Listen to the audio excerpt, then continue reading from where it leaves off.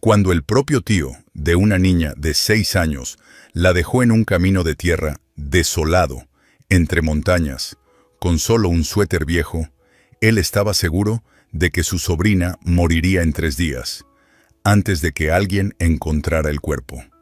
Pero se equivocó. 3 meses después, lo que todo el pueblo vio los dejó sin poder creer lo que tenían frente a sus ojos. No era una niña muerta de hambre. No era un cadáver sin nombre. Era una niña de pie en medio de la plaza, sosteniendo el casco de seguridad de su padre fallecido, acusando en voz alta al monstruo que había matado a 12 mineros 15 años atrás. ¿Cómo pudo una niña de 6 años, abandonada en la nada, ser capaz de descubrir el secreto que todo el pueblo había ocultado durante 15 años? Convencer a los que tenían miedo para que se levantaran contra un enemigo poderoso y llevar a la cárcel al patrón ambicioso de la mina y al policía corrupto que lo protegía. Si tú también crees que las historias de valentía y justicia merecen ser contadas, suscríbete al canal para no perderte más relatos que tocan el corazón como este. Porque a veces necesitamos que nos recuerden que, por más pequeños que seamos, la verdad sigue teniendo el poder de cambiar el mundo entero. Y ahora, déjame contarte todo el camino de Valentina. El camino de tierra se extendía como una cicatriz entre las montañas, polvoriento y solitario, mientras el sol comenzaba a esconderse detrás de los picos lejanos. Valentina tenía 6 años y no entendía por qué su tío había detenido la vieja camioneta justo ahí, en medio de la nada, donde no había casas, ni gente, ni refugio.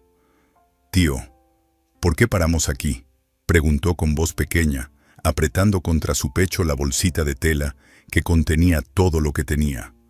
Un suéter remendado, un pedazo de pan duro y una cinta roja que había sido de su madre.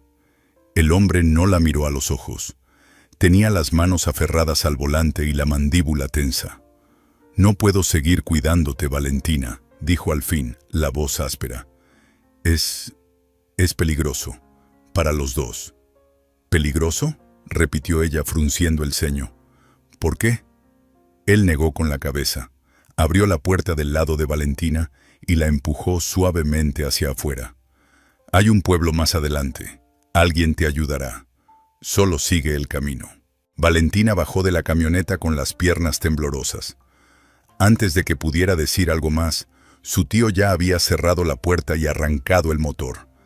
Las llantas levantaron una nube de polvo oscuro que le hizo toser. «¡Tío! ¡Tío, espera!», gritó, corriendo detrás del vehículo con sus piernas cortas, sus pies descalzos golpeando las piedras del camino. Pero la camioneta aceleró y desapareció en la curva, tragada por las sombras de la montaña. Valentina se detuvo, jadeando, con el corazón latiendo tan fuerte que sentía que iba a explotar. Miró a su alrededor. A un lado, la montaña se elevaba como un gigante de roca. Al otro, un barranco profundo caía hacia la oscuridad. Adelante, el camino continuaba vacío y silencioso. Por primera vez en mucho tiempo, sintió que las lágrimas le quemaban los ojos. Pero había aprendido hacía años que llorar no servía de nada. Nadie venía cuando llorabas. Nadie te abrazaba. Solo desperdicias agua que tu cuerpo necesita. Así que se mordió el labio, respiró hondo y empezó a caminar. El frío de la montaña llegó rápido. Valentina apretó el suéter contra su pecho, pero no se lo puso. Tenía que cuidarlo. Era lo único que la mantendría caliente en la noche. Caminó hasta que sus piernas empezaron a dolerle. El cielo se oscureció de naranja a morado, y luego a un azul profundo salpicado de estrellas que parecían demasiado lejanas para importarle lo que le pasaba a una niña sola. El estómago le dolía. Tenía hambre. Siempre tenía hambre, pero esta vez era peor porque no sabía cuándo volvería a comer. Estaba a punto de sentarse cuando lo vio. A lo lejos, en la oscuridad, había lucecitas. 12 puntos de luz parpadeante, anaranjados y cálidos, como pequeñas estrellas caídas a la tierra. Valentina parpadeó. ¿Eran velas? ¿Lámparas? ¿Gente? Donde había luz, había personas. Y donde había personas, tal vez alguien tendría un pedazo de pan, o un lugar donde dormir.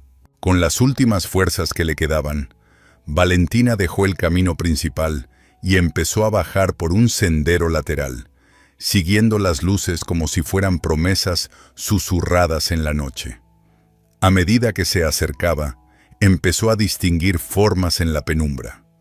Una estructura grande y oscura, con cadenas oxidadas cruzando la entrada.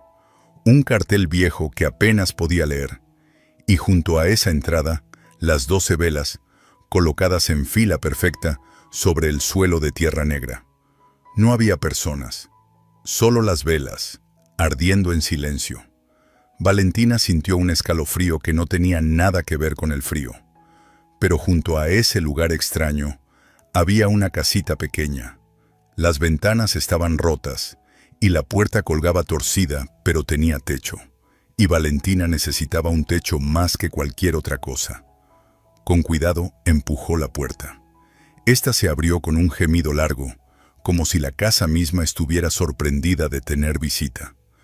Adentro olía a polvo y a algo más oscuro, algo como tierra mojada o carbón.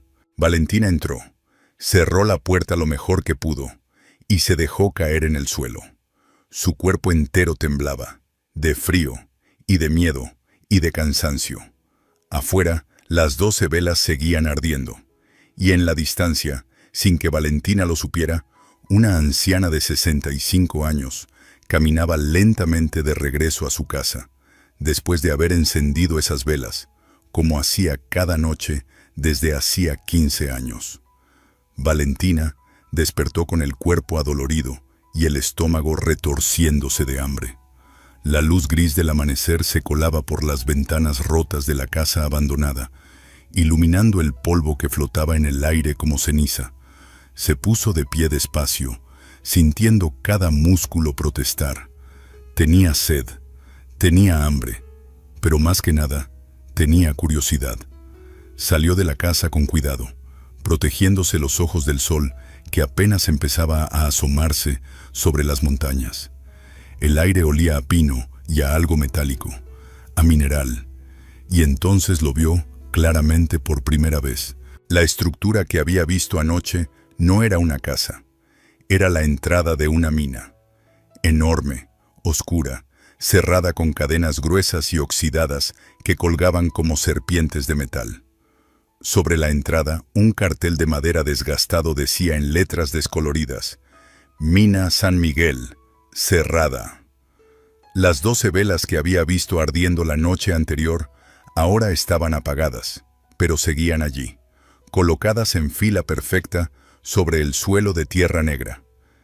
Tierra que parecía más oscura que el resto, como si algo la hubiera manchado para siempre. Valentina se acercó despacio, contando en voz baja. 1, 2, 3, 12 velas. ¿Por qué 12? ¿Quién las había puesto? ¿Y por qué aquí, frente a esta mina muerta? El sonido de pasos la sacó de sus pensamientos. Valentina se escondió rápido detrás de unas rocas, el corazón latiéndole con fuerza. Desde allí, vio aparecer a una mujer anciana. Era delgada, con el cabello completamente blanco, recogido en un moño despeinado. Caminaba apoyándose en un bastón de madera, lento, pero firme, y cargaba una bolsa de tela sobre el hombro. Vestía ropa oscura y gastada, como si hubiera dejado de importarle cómo se veía hacía muchos años. La anciana llegó frente a la entrada de la mina, dejó la bolsa en el suelo y empezó a sacar velas nuevas. Una por una, las colocó exactamente donde habían estado las anteriores. Luego sacó una caja de cerillos, y mientras encendía cada vela, susurraba algo. Valentina aguzó el oído. Por Rodrigo, por Mateo, por Gabriel, la voz temblaba. Por Roberto, por Bruno, por Carlos, por Javier, Nombres. Estaba diciendo nombres. Por Antonio, por Luis, por Fernando, por Diego. 12 nombres. Una vela por cada nombre. Cuando terminó, la anciana se quedó de pie frente a las velas, con la cabeza inclinada y las manos apretadas sobre el bastón. Sus labios se movían en silencio, como si rezara, o como si hablara con alguien que ya no podía responder. Valentina no supo cuánto tiempo pasó así, pero finalmente la anciana suspiró, levantó la cabeza y sus ojos encontraron a Valentina detrás de las rocas. La niña se encogió, lista para correr, pero la anciana no gritó, no se enojó, solo la miró con una mezcla de sorpresa y algo que parecía tristeza. «Sal de ahí, niña», dijo con voz ronca pero no dura. «No tengas miedo, no voy a hacerte daño». Valentina dudó, pero el estómago le dolía tanto que ya no le importaba el miedo. Salió despacio de su escondite, sin soltar su bolsita de tela. La anciana la observó de arriba a abajo. Vio los pies descalzos y sucios, la ropa rasgada, el cabello enredado, los ojos grandes y asustados. «¿Cuándo comiste por última vez?», preguntó. Valentina no respondió. No sabía si debía confiar. La anciana suspiró, metió la mano en su bolsa y sacó un pedazo de pan envuelto en un trapo. Se lo extendió a Valentina. «Toma, debes tener hambre». Valentina miró el pan como si fuera oro. Se acercó despacio, lo tomó con ambas manos y le dio una mordida desesperada. El pan estaba duro, pero era comida, era vida. «Gracias», susurró con la boca llena. La anciana asintió, sus ojos todavía tristes. «¿Cómo te llamas, pequeña?». Valentina tragó el pedazo de pan. «Valentina». «¿Valentina qué?». «Valentina Ochoa». El bastón de la anciana se resbaló de sus manos y cayó al suelo con un golpe seco. La mujer se quedó completamente inmóvil, con los ojos abiertos como platos, mirando a la niña como si acabara de ver un fantasma. «¿Ochoa?», repitió, la voz apenas un susurro. «¿Dijiste Ochoa?». Mercedes recogió su bastón del suelo, con manos temblorosas. Se quedó mirando a Valentina, como si la niña fuera un milagro que no se atrevía a tocar por miedo a que desapareciera. «Ven conmigo», dijo finalmente, la voz apenas audible. «Tenemos que hablar». La llevó a una casita pequeña al otro lado del camino. Era humilde pero limpia, con paredes de adobe y un techo de lámina oxidada. Adentro olía a hierbas secas y a jabón de lavar. Mercedes sirvió agua en un jarro de barro y se lo dio a Valentina. La niña bebió con desesperación, el agua fría bajándole por la garganta como una bendición. Luego Mercedes le dio más pan, y Valentina comió despacio esta vez, saboreando cada bocado. La anciana se sentó frente a ella en un banco de madera, respirando hondo como si estuviera preparándose para abrir una herida vieja. «¿Por qué enciende 12 velas?», preguntó Valentina con la boca aún llena. Mercedes cerró los ojos un momento. «Porque hace 15 años, 12 hombres entraron a esa mina. Ninguno salió vivo». Valentina dejó de masticar. «La tierra tembló», continuó Mercedes, la voz quebrándose. «Fue en la mañana. Yo estaba en esta casa, preparando comida para mis hijos. Escuché el estruendo. Sonó como si la montaña entera se estuviera partiendo. Salí corriendo y vi el polvo negro saliendo de la entrada de la mina, como si la tierra estuviera vomitando muerte. Sus manos se apretaron sobre su regazo. Corrí hacia allá. Otras mujeres también. Gritamos, suplicamos que alguien los sacara. Pero la mina había colapsado. Las vigas se habían roto. Todo se había derrumbado sobre ellos. Valentina sintió que se le hacía un nudo en el estómago. Tardaron 2 días en sacar los cuerpos.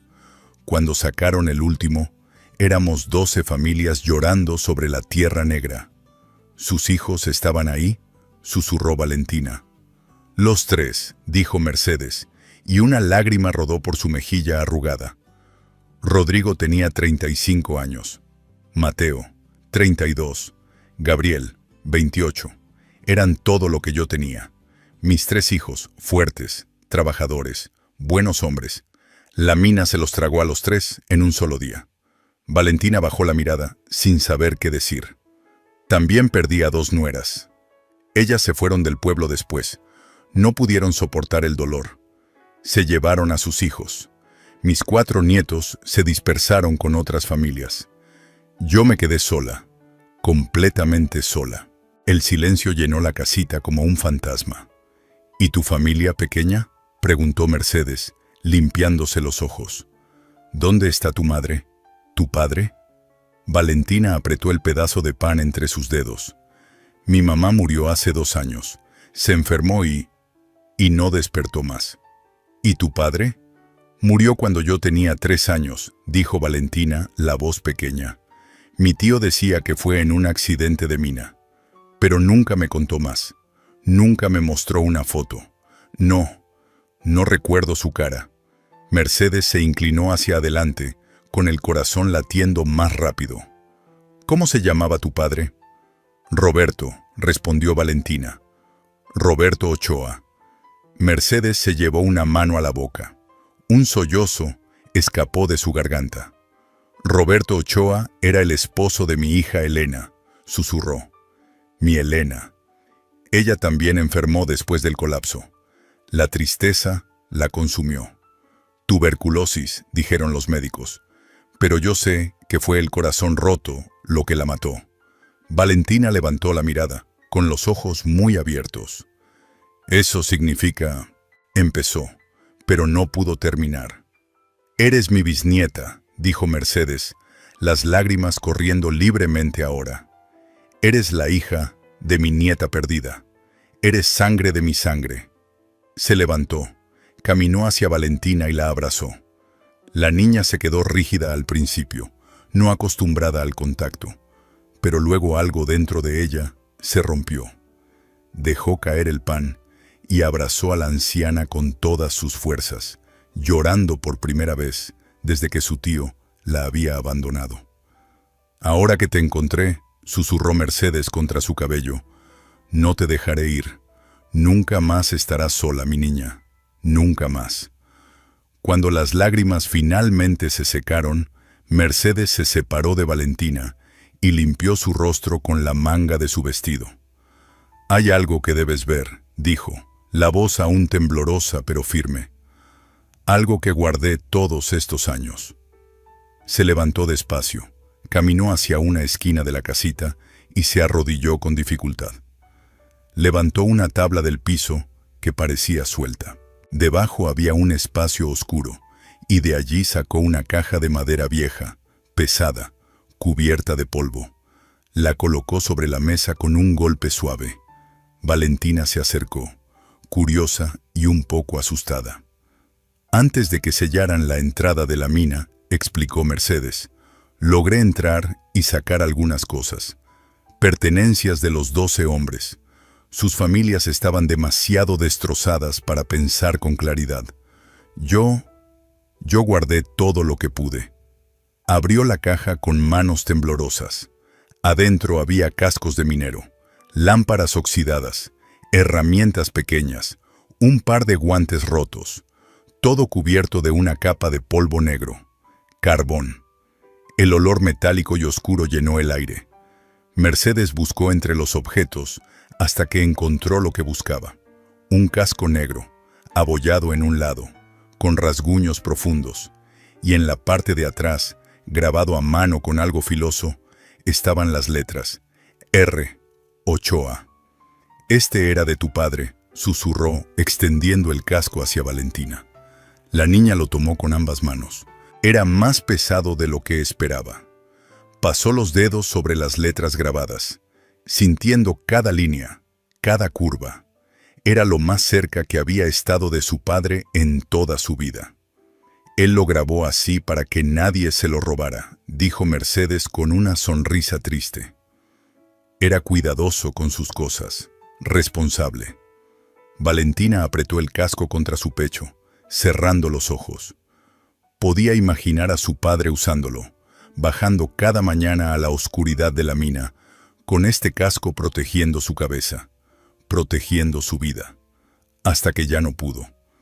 Mercedes sacó otra cosa de la caja, una lámpara de minero, pequeña, con el vidrio roto y el metal oxidado. «Mira esto», dijo mostrándosela a Valentina. Esta lámpara estaba rota el día del colapso. Muchas estaban rotas. Los hombres se quejaban de que no podían ver bien en la oscuridad, pero don Gustavo nunca compró lámparas nuevas. Decía que eran demasiado caras. «¿Don Gustavo?», preguntó Valentina. El rostro de Mercedes se endureció. Don Gustavo Hernández, el dueño de la mina, el hombre más rico del pueblo, dijo su nombre como si fuera veneno. Después del colapso, él dijo que fue un desastre natural, que nadie podía haberlo previsto, que fue la voluntad de Dios. Mercedes apretó la lámpara rota con tanta fuerza que sus nudillos se pusieron blancos. Pero eso no es verdad. Valentina frunció el ceño. ¿Por qué se cayó la mina? Mercedes dejó la lámpara sobre la mesa y miró a la niña directo a los ojos. No fue accidente, mi niña. Alguien sabía que iba a pasar. Alguien fue advertido, y ese alguien no hizo nada porque hacer algo le habría costado dinero. Alguien eligió las ganancias sobre las vidas. Alguien mató a tu padre. Las palabras cayeron sobre Valentina como piedras. Pero si alguien mató a mi papá, dijo con voz temblorosa, ¿por qué no está en la cárcel? Mercedes soltó una risa amarga, sin humor. Porque tiene poder, pequeña. Porque tiene dinero. Porque la policía trabaja para él. Porque todos en este pueblo tienen miedo de hablar. Porque cuando tienes suficiente dinero, puedes comprar silencio. Puedes comprar mentiras. Puedes comprar justicia. Valentina apretó el casco de su padre con más fuerza. Eso no está bien. No, concordó Mercedes. No está bien. Pero así son las cosas en pueblos como este. Los poderosos hacen lo que quieren, y los demás solo podemos llorar a nuestros muertos y guardar silencio. Valentina levantó la mirada, y en sus ojos había algo nuevo. No solo tristeza, también rabia y determinación. Pero usted no está guardando silencio, dijo. Usted enciende las velas cada día. Usted dice sus nombres. Usted recuerda. Mercedes sonrió, una sonrisa pequeña pero real. Tienes razón. Yo recuerdo. Es lo único que puedo hacer. Lo único que me queda. Valentina miró el casco en sus manos. Luego miró a Mercedes. Si alguien sabe la verdad completa, yo quiero escucharla. Mercedes parpadeó, sorprendida por la determinación en la voz de una niña tan pequeña. ¿Estás segura? Es una historia oscura, mi niña, dolorosa. Valentina asintió. Mi papá merece que alguien conozca la verdad. Todos los papás merecen eso. Al día siguiente, Mercedes llevó a Valentina por un sendero polvoriento que salía del pueblo hacia las afueras. Caminaron en silencio. Mercedes apoyándose en su bastón y Valentina cargando el casco de su padre. «Hay alguien que sabe más que yo», dijo Mercedes finalmente. «Alguien que estuvo allí. Alguien que intentó detenerlo». Llegaron a una cabaña pequeña y descuidada, medio escondida entre árboles flacos. Había botellas vacías tiradas junto a la puerta, y la ventana estaba cubierta con un trapo sucio en lugar de cortina. Mercedes tocó con el bastón. «Ramón, sé que estás ahí». Después de un momento, la puerta se abrió. Un hombre apareció, delgado hasta los huesos, con el cabello gris despeinado y una barba de varios días. Tenía ojeras profundas y las manos le temblaban ligeramente, pero sus ojos, aunque cansados, estaban lúcidos. «Mercedes», dijo con voz ronca, «¿qué haces aquí? Necesito que le cuentes a esta niña lo que sabes, lo que viste, lo que hiciste». Ramón miró a Valentina. Sus ojos se detuvieron en el casco que ella cargaba. «¿Ese casco? Era de Roberto Ochoa, dijo Mercedes. Ella es su hija. Algo pasó por el rostro de Ramón. Dolor, culpa. Se hizo a un lado. Entren. La cabaña olía a encierro y a alcohol viejo. Había papeles amarillentos, esparcidos por una mesa desvencijada. Ramón se sentó pesadamente en una silla. Yo era el ingeniero jefe de la mina San Miguel hace 15 años, comenzó, mirando al suelo. Mi trabajo era mantener seguros a los hombres, inspeccionar las vigas, revisar las condiciones. Respiró hondo, tembloroso. 6 meses antes del colapso, vi que las vigas de soporte estaban cediendo. Había grietas, signos de debilitamiento. Escribí un reporte urgente y se lo di a don Gustavo. ¿Y qué dijo?, preguntó Valentina. Dijo que arreglarlo costaría 50,000 pesos, que la mina podía aguantar un poco más, que no había presupuesto. Ramón se levantó, fue hacia una caja en la esquina y sacó una carpeta vieja. La abrió sobre la mesa. Adentro había 3 documentos, amarillentos, pero legibles, con sellos oficiales. Le escribí 3 reportes, 3 malditas advertencias. Valentina se acercó. En los papeles, escritas en tinta roja, había palabras como peligro crítico y reforzar inmediatamente. En el último reporte, continuó Ramón, la voz quebrándose, le dije que si no actuaba, la mina colapsaría en menos de 3 meses. Eso fue 2 meses antes del desastre. ¿Y él no hizo nada?, susurró Mercedes. Nada, absolutamente nada. Y 2 meses después, mientras yo estaba en casa enfermo, la tierra tembló. Escuché el estruendo desde aquí. Corrí hacia la mina, pero ya era demasiado tarde. Se cubrió el rostro con las manos. 12 hombres, 12 familias. Y yo sobreviví porque ese día no fui a trabajar. No fue tu culpa, dijo Mercedes suavemente. No, yo sabía, yo advertí, pero no insistí lo suficiente. No fui al gobierno, no hablé con las familias. Me quedé callado cuando don Gustavo me despidió y me dijo que me olvidara de todo. ¿Por qué?, preguntó Valentina. ¿Por qué no habló? Ramón levantó la mirada hacia ella y sus ojos estaban llenos de lágrimas. Porque el comandante Ruiz vino a mi casa. Me dijo que si yo abría la boca, mi esposa y mi hija sufrirían accidentes, que era mejor para todos olvidar, que don Gustavo era un hombre poderoso y yo solo era un ingeniero borracho que nadie creería.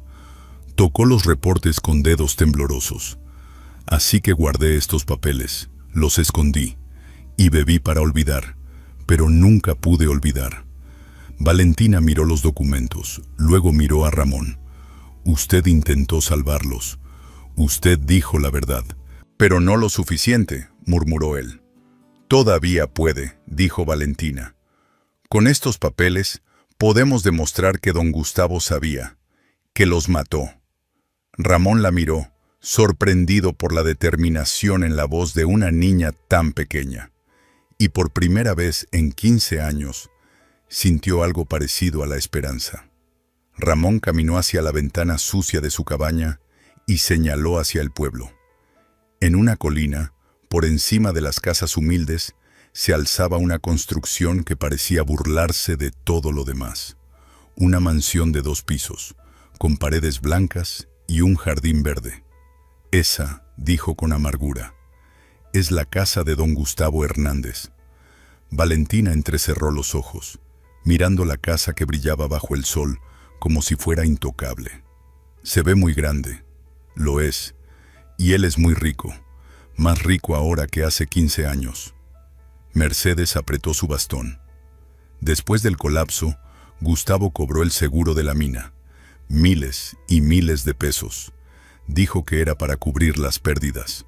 Con ese dinero, compró 2 minas más en los pueblos vecinos. Ahora tiene más de 200 hombres trabajando para él. 200 hombres, repitió Ramón, que dependen de él para comer. 200 familias que no pueden arriesgarse a perder su trabajo. Por eso nadie habla. Por eso Nadie lo enfrenta. Valentina frunció el ceño. ¿Y la policía no lo investiga? Ramón soltó una risa sin humor. El comandante Ruiz ha estado en la nómina de Gustavo durante 12 años. Recibe un porcentaje de las ganancias de las minas a cambio de mantener el orden. Eso incluye asegurarse de que nadie haga preguntas incómodas. Fue Ruiz quien clasificó el colapso como desastre natural, añadió Mercedes. Cerró la investigación en 3 semanas. Dijo que fue la voluntad de Dios y que nadie podía haberlo prevenido. Pero estos reportes prueban lo contrario, dijo Valentina, señalando los papeles sobre la mesa. Lo prueban, concordó Ramón. Pero sin alguien que los escuche, son solo papeles viejos. Mercedes se sentó despacio, su rostro lleno de cansancio. Hace 10 años, un primo de uno de los mineros muertos intentó denunciar a Gustavo. Fue a la oficina de policía, gritó que había sido negligencia, que merecíamos justicia. ¿Qué pasó?, preguntó Valentina. Ruiz lo arrestó por alteración del orden público. Lo tuvo en una celda 3 días. Cuando salió, tenía un ojo morado y 2 costillas rotas. Una semana después, dejó el pueblo y nunca regresó. El mensaje era claro: no hablen o sufran. El silencio llenó la cabaña como una presencia pesada. Valentina miró los reportes, luego miró a Ramón. Entonces, ¿qué hacemos? Si la policía trabaja para él y el pueblo tiene miedo, ¿cómo logramos que pague? Ramón se frotó el rostro con las manos. Necesitamos ayuda de afuera. Alguien que no tenga miedo de Gustavo. Alguien que no dependa de él. Mercedes levantó la mirada. Hace unos meses, una mujer vino al pueblo. Una periodista de la capital. Estaba investigando corrupción en las minas de la región. Me preguntó si sabía algo sobre el colapso. ¿Y qué le dijiste?, preguntó Ramón. Nada, admitió Mercedes, avergonzada. Tuve miedo. Pensé que si hablaba, Ruiz vendría por mí. Ella se fue al día siguiente.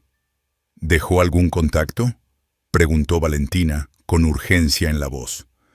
Mercedes pensó un momento. Le dio una tarjeta a Dolores. Dolores Vargas, la que tiene la tienda pequeña. Su esposo también murió en el colapso. Ramón se enderezó. Si esa periodista todavía está interesada, si le mostramos estos reportes, podría publicar la verdad, completó Valentina. Podría hacer que todo el país lo sepa. Mercedes asintió lentamente. Entonces debemos ir a ver a Dolores. Hoy mismo. Los 3 se pusieron de pie. Ramón guardó los reportes en una bolsa de tela.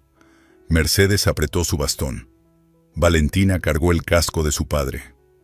Vamos, dijo la niña, con una determinación que no parecía de una criatura de 6 años. Es hora de que la verdad salga de este pueblo. Y juntos salieron de la cabaña hacia un futuro incierto, pero necesario. La casa de Dolores Vargas estaba al otro lado del pueblo, pequeña y pintada de azul pálido, con una tienda de abarrotes en la planta baja que apenas tenía clientes. Cuando Mercedes tocó la puerta, Dolores abrió con cara de cansancio y su expresión se endureció al ver a Ramón. No, dijo de inmediato. Lo que sea que vengan a pedirme, la respuesta es no. Dolores, por favor. Mercedes extendió las manos. Solo necesitamos que nos ayudes a contactar a alguien de afuera. Alguien que pueda... ¿Que pueda qué?, la interrumpió Dolores, con voz amarga. ¿Exponer a Gustavo? ¿Hacer que Ruiz se enoje? Ya perdí a mi esposo hace 15 años. No voy a perder mi negocio también. O algo peor. Valentina dio un paso adelante, sosteniendo el casco de su padre con ambas manos. Mi papá se llamaba Roberto Ochoa, dijo con voz clara, aunque le temblaban las manos. Era uno de los 12. Y yo solo quiero saber qué le pasó, por qué murió y por qué nadie hizo nada. Dolores bajó la mirada al casco. Leyó el nombre escrito en letras blancas descoloridas. R. Ochoa. Sus ojos se llenaron de lágrimas. Roberto era buena persona, susurró. Siempre me ayudaba a cargar los costales de maíz. Decía que su hija nacería pronto y quería estar fuerte para cargarla. Valentina sintió que algo se rompía dentro de su pecho. Él me cargó, dijo en voz baja, pero ya no me acuerdo. Dolores cerró los ojos, respiró hondo y abrió la puerta completamente. Pasen, rápido. Adentro, Dolores sacó una caja de cartón de debajo de su cama. Estaba llena de sobres amarillentos, fotografías y objetos personales. Después del derrumbe, guardé todo lo que pude, explicó, sacando un fajo de cartas. Amenazas, todas firmadas por Gustavo o sus abogados. Cierra la boca o pierdes la tienda. Habla si tu hijo no consigue trabajo. Cosas así. Ramón tomó las cartas con manos temblorosas. Esto es evidencia directa. También tengo fotos. Dolores sacó una pila de fotografías viejas. De los 12, antes del accidente, con sus familias. Mercedes tomó una foto donde aparecían sus 3 hijos, jóvenes y sonrientes, con cascos en las manos. Se le quebró la voz. Y esto, Dolores sacó un último sobre, sellado. Lo escribió mi esposo 2 días antes de morir. Dice que Gustavo les ordenó trabajar, aunque la mina estuviera en condiciones peligrosas. Ramón asintió. Necesitamos a alguien de afuera. ¿Conoces a algún periodista? Dolores dudó, luego sacó su celular. Conozco a una reportera en la capital, Elena Ruiz. Cubre casos de corrupción, pero no sé si querrá venir hasta acá. Mándale fotos de los reportes y las cartas, dijo Ramón. Si es buena periodista, vendrá.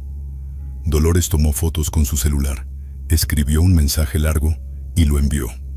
Esperaron en silencio, tensos. 5 minutos después, el celular vibró. Dice que llega pasado mañana, leyó Dolores, con una mezcla de alivio y miedo. Pero ese alivio duró poco. Esa misma noche, cuando Mercedes y Valentina regresaban a la casa, encontraron a Comandante Ruiz, esperándolas en la puerta, fumando un cigarrillo, con 2 oficiales detrás de él. «Buenas noches, doña Mercedes», dijo con una sonrisa fría. «Escuché que anda haciendo preguntas peligrosas». Mercedes empujó a Valentina detrás de ella. «Solo estamos viviendo nuestra vida, comandante». Ruiz tiró el cigarrillo al suelo y lo apastó con el pie.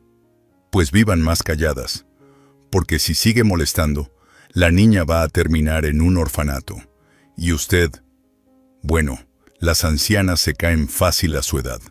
Se acercó hasta quedar a centímetros de Mercedes. «Dolores va a perder su tienda, Ramón va a desaparecer, y nadie va a recordar nada. ¿Entendido?» Mercedes no retrocedió. «Entendido», dijo, con la voz firme. Ruiz sonrió, dio media vuelta y se fue. Valentina temblaba detrás de su abuela, pero Mercedes, con el corazón latiendo como tambor de guerra, solo pensó una cosa: ya no hay vuelta atrás. 2 días después, una mujer de unos 35 años bajó de un autobús polvoriento en la plaza del pueblo. Llevaba una mochila negra, una cámara colgando del cuello y una mirada que no temía a nada. Elena Ruiz había cubierto narcotraficantes y políticos corruptos. Un pueblito minero no la iba a intimidar. Dolores la llevó a la casa de Mercedes por calles laterales, evitando el centro donde los ojos de Gustavo y Ruiz estaban siempre vigilantes. Adentro, la mesa estaba cubierta de evidencia. «Esto es impresionante», dijo Elena, revisando los 3 reportes de Ramón. «Advertencias técnicas, fechadas, firmadas. Esto prueba negligencia criminal». Tomó las cartas de amenaza que Dolores había guardado. «Y esto prueba que Gustavo sabía que las familias querían justicia». Y las silenció con miedo. Fotografió cada documento. Luego miró a Ramón. «¿Usted está dispuesto a declarar públicamente que Gustavo ignoró sus reportes?» Ramón apretó los puños. «Sí, ya estoy cansado de esconderme». Elena asintió y se volvió hacia Dolores. ¿Y usted? ¿Puede hablar sobre las amenazas? Dolores bajó la mirada. Si hablo, pierdo mi tienda. Es todo lo que tengo. Si no habla, respondió Elena con firmeza, Gustavo seguirá siendo intocable, y dentro de 10 años habrá otro derrumbe. Dolores cerró los ojos. Hablaré. Elena miró a Mercedes. Necesito que esto sea público, donde todo el pueblo vea y escuche. ¿Hay algún lugar donde la gente se reúna? La plaza frente a la iglesia, los domingos después de misa. Perfecto. Elena sacó una libreta. Pasado mañana, domingo, confrontamos a Gustavo públicamente. Yo grabo todo, lo subo a redes, lo mando a periódicos nacionales. Ruiz no podrá ocultarlo. Ramón frunció el ceño. ¿Y si Ruiz nos detiene antes? Por eso necesitamos testigos. Si hay 50 personas mirando, Ruiz no puede arrestarnos sin quedar expuesto. Valentina, que había estado en silencio, levantó la mano. Yo quiero hablar también. Todos se volvieron a mirarla. Mija, no tienes que hacerlo, dijo Mercedes suavemente. Pero quiero, insistió Valentina, abrazando el casco de su padre. Quiero que todos sepan quién era mi papá y por qué murió. Elena se arrodilló frente a ella. Eres muy valiente, Valentina. Tu voz va a ser la más poderosa de todas, porque eres la hija de Roberto. Eres la prueba de que los muertos tenían familias. Valentina asintió con determinación. Elena se puso de pie y abrió su laptop. Domingo, 10 de la mañana. Mercedes y Valentina se paran frente a la iglesia con el casco y las fotos. Ramón muestra los reportes. Dolores lee las amenazas. Yo grabo todo. ¿De acuerdo? Todos asintieron. Pero entonces, Elena frunció el ceño, mirando su celular. Hay algo más. Tengo un contacto en el banco. Gustavo Hernández hizo una transferencia grande ayer y compró un boleto de avión. Mercedes sintió que se le helaba la sangre. ¿A dónde? A Ciudad de México. Sale el lunes en la mañana. Ramón se levantó bruscamente. Se va a escapar. Elena cerró su laptop con un golpe seco. Por eso tenemos que actuar mañana, no el domingo. Mañana sábado. Es nuestra única oportunidad. El silencio llenó la habitación. Mercedes miró a Valentina, luego a los demás. Entonces mañana será. Afuera, la noche caía sobre el pueblo minero. Y en su mansión en la colina, don Gustavo Hernández empacaba sus maletas, convencido de que nadie se atrevería a detenerlo. Estaba equivocado. El sábado amaneció con un cielo gris y frío. A las 9 de la mañana, cuando las últimas personas salían de la misa temprana, Mercedes, Valentina, Ramón y Dolores ya estaban parados frente a la iglesia. Elena había colocado su cámara sobre un trípode. Estaba grabando. La gente empezó a detenerse, curiosa. Primero 5 personas, luego 10, luego 20. Mercedes dio un paso adelante, con las manos temblorosas pero la voz firme. Hace 15 años, 12 hombres murieron en la mina, dijo en voz alta. 12 esposos, 12 padres, 12 hijos. Y durante 15 años, este pueblo ha guardado silencio. Un murmullo recorrió la plaza. Valentina se adelantó, sosteniendo el casco de su padre. Su voz era pequeña, pero clara. Mi papá se llamaba Roberto Ochoa. Tenía 26 años cuando murió. Yo tenía 3. Nunca me enseñó a leer. Nunca me llevó a la escuela. Nunca me vio crecer. Se le quebró la voz, pero continuó. Y el hombre que lo mató sigue vivo, sigue rico, sigue libre. Las mujeres en la plaza se llevaron las manos al pecho. Algunos hombres bajaron la mirada. Ramón levantó los 3 reportes, mostrándolos a la multitud. Yo era el ingeniero jefe. Le advertí a don Gustavo Hernández 3 veces que la mina no era segura. 3 veces. Y él ignoró cada advertencia porque arreglarla le costaría 50,000 pesos. La multitud comenzó a murmurar más fuerte. Dolores sacó las cartas con manos temblorosas. y cuando quisimos justicia nos amenazó. Cierra la boca o pierdes tu negocio, hablas y tu familia paga. Leyó una carta en voz alta, y cada palabra era como una piedra cayendo en agua quieta. Entonces, un motor rugió. Una camioneta negra se detuvo bruscamente frente a la plaza. Don Gustavo Hernández bajó, con el rostro rojo de furia. Detrás de él, comandante Ruiz y 2 oficiales. «¿Qué demonios creen que están haciendo?», gritó Gustavo. Elena dio un paso adelante, mostrando su credencial de prensa. «Periodista Elena Ruiz, investigación independiente. Estoy documentando testimonio público sobre negligencia criminal y obstrucción de justicia». Gustavo apuntó hacia Ramón. «Ese hombre está mintiendo. Yo seguí todos los protocolos».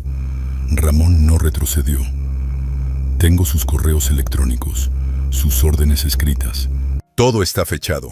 Ruiz dio un paso amenazante. «Están causando disturbio público. Los voy a arrestar a todos». Pero entonces, una voz anciana se alzó desde la multitud. «Yo también perdí a mi hijo en esa mina». Otra voz. «Y yo perdí a mi hermano». Otra más. «Mi esposo nunca regresó a casa». De repente, las voces se multiplicaron. 10, 20, 30 personas dando un paso adelante. Gustavo retrocedió, con los ojos desorbitados.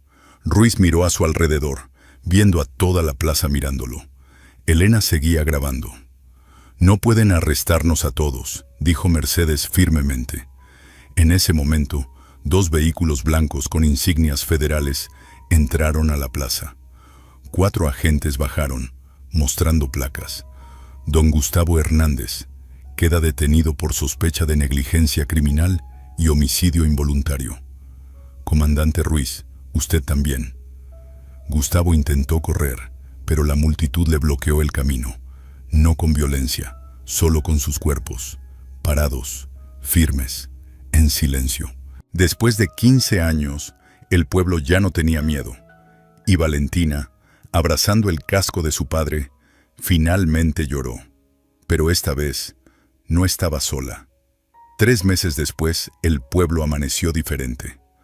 Don Gustavo Hernández fue sentenciado a 18 años de prisión por homicidio involuntario y negligencia criminal.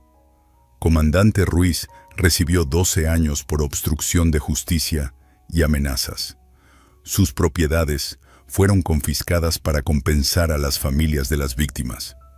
Pero el verdadero cambio no estaba en los tribunales, estaba en la plaza.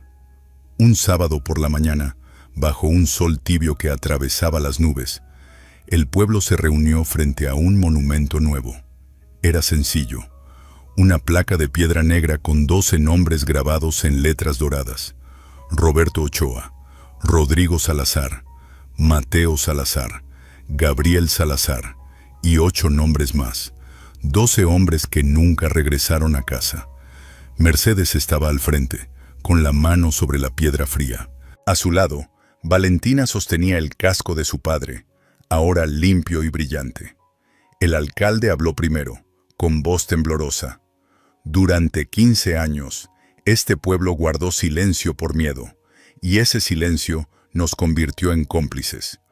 Hoy, pedimos perdón, no solo a las familias de los 12, sino a nosotros mismos, por haber olvidado que la justicia siempre vale más que la comodidad. Una anciana del pueblo se adelantó, con lágrimas en los ojos. Yo sabía que algo malo había pasado en esa mina, pero no dije nada. Perdóname, Mercedes. Mercedes tomó su mano. Ya no hay nada que perdonar. Hoy empezamos de nuevo. Ramón, que ahora trabajaba como consultor de seguridad minera para el gobierno federal, colocó una corona de flores blancas frente al monumento.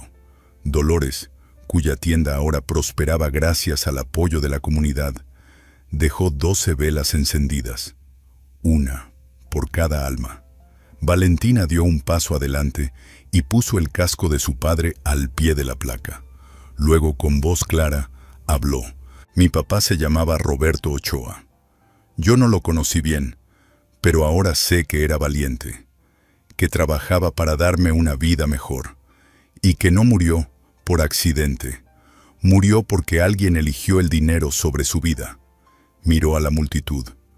Pero ustedes eligieron la verdad, y por eso ahora tengo una familia. Mercedes la abrazó, y esta vez Valentina no contuvo las lágrimas. Esa tarde, en la casa que alguna vez estuvo abandonada junto a la mina cerrada, Mercedes y Valentina colgaron un letrero nuevo en la puerta. Familia Salazar Ochoa. Adentro, las paredes estaban recién pintadas. Había cortinas nuevas en las ventanas, una mesa con 2 sillas, fotografías en la pared, Mercedes con sus hijos, Roberto con Valentina bebé, las 12 familias juntas en la inauguración del monumento. Valentina se sentó junto a la ventana, mirando hacia las montañas donde alguna vez caminó sola, hambrienta y asustada. «Abuela», dijo suavemente, «¿crees que mi papá estaría orgulloso?» Mercedes se sentó a su lado y le acarició el cabello. «Estoy segura, mija, porque hiciste algo que muchos adultos no pudieron hacer. Dijiste la verdad, aunque daba miedo». Valentina sonrió por primera vez en mucho tiempo. Afuera, el viento soplaba suave entre los árboles. La mina estaba cerrada para siempre, sellada con cemento y cadenas. Pero sobre su entrada, alguien había pintado algo nuevo. Nunca olvidamos, nunca más. Y en esa casa pequeña, llena de luz y memoria, una niña que alguna vez fue abandonada finalmente encontró lo que siempre buscó. No solo un techo, un hogar. La historia de Valentina termina aquí, pero lo que ella nos enseñó vivirá en nuestros corazones para siempre. La primera lección es sobre el verdadero significado del valor. Valentina, con solo 6 años y sin nada más que la verdad, nos enseña que ser valiente no significa no tener miedo. El valor es cuando tus manos tiemblan, tu voz se quiebra, pero tu corazón sabe que la verdad debe ser dicha. En nuestras vidas, todos enfrentamos momentos donde vemos injusticias que todos conocen, pero nadie menciona. Esta niña nos recuerda que una sola voz, por pequeña que sea, puede iluminar la oscuridad de toda una comunidad. No necesitamos poder ni dinero para ser valientes. Solo necesitamos honestidad y convicción. La segunda lección es sobre nuestra responsabilidad sagrada como comunidad. Durante 15 años, todo un pueblo guardó silencio por miedo, y ese silencio los convirtió de víctimas en testigos cómplices.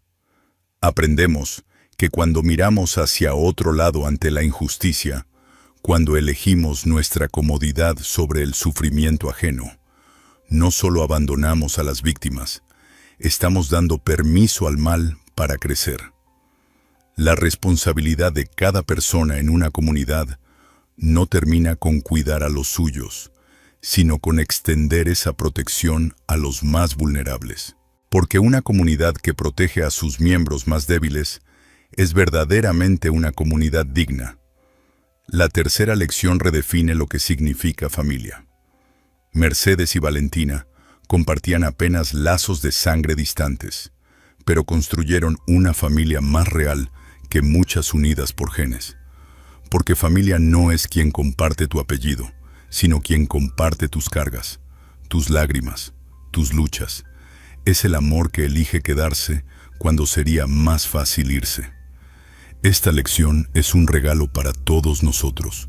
A veces, las personas que no llevan nuestra sangre son las únicas que permanecen cuando todos los demás desaparecen. Si esta historia tocó algo profundo en ti, no la guardes solo para ti. Comparte estas lecciones con tus hijos, tus nietos, tus seres queridos.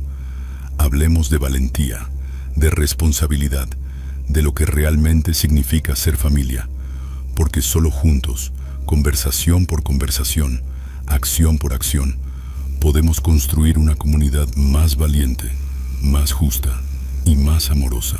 El cambio que el mundo necesita siempre comienza en el corazón de cada uno de nosotros. Y ese cambio comienza hoy, contigo.